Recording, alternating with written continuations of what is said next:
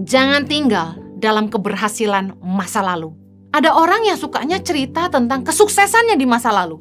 Padahal yang penting itu sekarang dan apa yang akan datang. Kita nggak bisa mengubah masa lalu kita, tapi kita bisa menentukan di mana kita mau berdiri hari ini dan kemana kita mau pergi. Percuma kita ngomongin masa lalu, oh gue hebat dulu, gue kaya dulu. Buat apa kita sukses, kaya di masa lalu kalau kita susah hari ini? Bangun dari mimpimu, jangan tinggal di masa lalu. Udah gak usah cerita, dulu saya kaya, dulu saya kurus, dulu saya terkenal. Yang penting itu sekarang. Pengkhotbah 7 ayat 10 berkata, janganlah mengatakan, mengapa zaman dulu lebih baik daripada zaman sekarang? Karena bukannya berdasarkan hikmat engkau menanyakan hal itu. Jangan fokus kepada kesuksesan di masa lalu. Karena Tuhan itu selalu membawa kita ke tempat yang lebih baik. Kalau kita hidup benar. Kalau kita mencari dahulu kerajaan Allah dan kebenarannya. Karena ada orang yang komplain gini, kayaknya dulu waktu hidup saya gak benar, saya diberkati tuh. Lalu kenapa waktu saya ikut Tuhan, saya jadi miskin? Ceritanya gini loh, hidup tuh kan tabur tuai. Tuhan ampuni dosa kita, tapi ada yang harus kita tuai kan dari taburan kita. Waktu kita memilih hidup benar, iblis juga gak seneng kan. Kita akan dihancurkan supaya kita kembali ke hidup lama. Kita akan diiming-imingi keinginan dunia, hawa nafsu, supaya kita jatuh. Yang pasti gini, kalau kita ninggalin hidup lama, kita ninggalin dosa, iblis gak seneng. Dia akan habisin kita juga. Tapi percayalah, kalau kita setia, mempertahankan iman, kita tahu ada pengharapan di dalam Tuhan yang gak akan pernah mengecewakan. Tuhan akan pimpin kita kalau kita setia. Kadang-kadang tuh kenapa kita susah?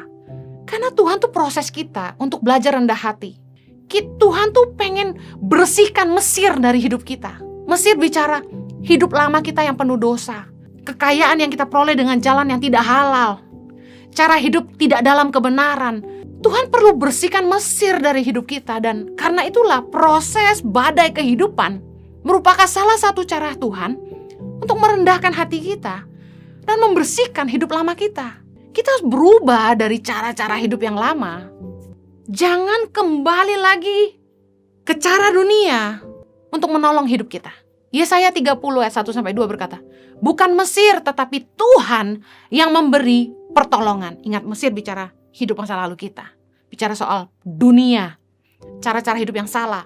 Yesaya 30 ayat 1-2 berkata begini, celakalah anak-anak pemberontak, demikianlah firman Tuhan, yang melaksanakan suatu rancangan yang bukan daripadaku, yang memasuki suatu persekutuan yang bukan oleh dorongan rohku, sehingga dosa mereka bertambah-tambah, yang berangkat ke Mesir dengan tidak meminta keputusanku untuk berlindung pada Firaun dan untuk berteduh di bawah naungan Mesir.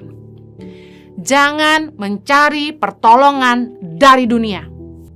Waktu kita tuh punya kebutuhan, hati-hati jangan sampai kita lebih cinta uang daripada Tuhan. Berapa kali saya ditawari cara-cara yang tidak benar untuk memperoleh harta. Mereka tahu yayasan kami butuh uang. Datanglah orang-orang kepada kami, nggak cuma 2, menawarkan money laundry. Bagaimana kalau mereka transfer uang ke yayasan sekian miliar, yayasan boleh ambil sekian, sisanya kami harus store kembali ke rekening mereka. Berkali-kali saya tolak. Saya percaya kalau kita mau ditolong Tuhan, kita harus hidup dalam kebenaran. Kalau kita mau disertai Tuhan, kita harus menjauhi dosa yang justru memisahkan kita sama Allah. Jangan cari pertolongan dari dunia. Kita akan kecewa. Datang kepada Tuhan sumber hikmat, dan Tuhan yang sanggup buat mujizat, Tuhan yang sanggup menolong kita. Jangan pakai kekuatan kita sendiri. Menyerahlah kepada Tuhan. Jangan menipu, jangan kedukun, jangan menyuap orang. Udah jangan pakai cara-cara dunia.